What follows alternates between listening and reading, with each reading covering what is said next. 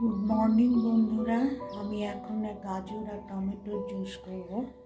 এই গাজরটাকে কুচি কুচি করে কাটবো, টমেটোও কাটবো, একসাথে পেস্ট করে তারপরে ছেঁকে এটা শরবত তৈরি করবো। এটা খুব হেলদি।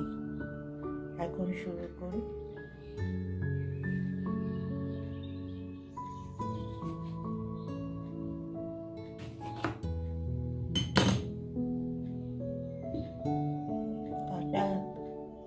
কাটা হয়ে গেল। এখন এইগুলোকে কুচি কুচি করে মিক্সিতে পেস্ট করব।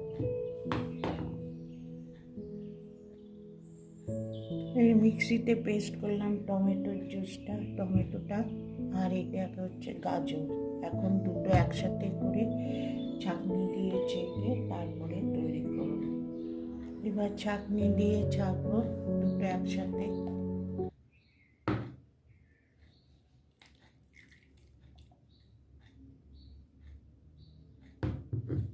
দিয়ে মিক্সড করে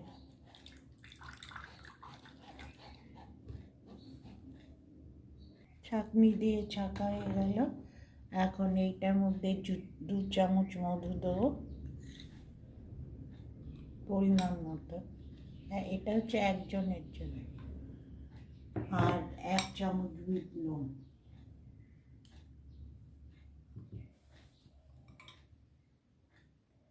বন্ধু, আমার গাজর আর টমেটোর জুসটা তৈরি হয়ে গেল।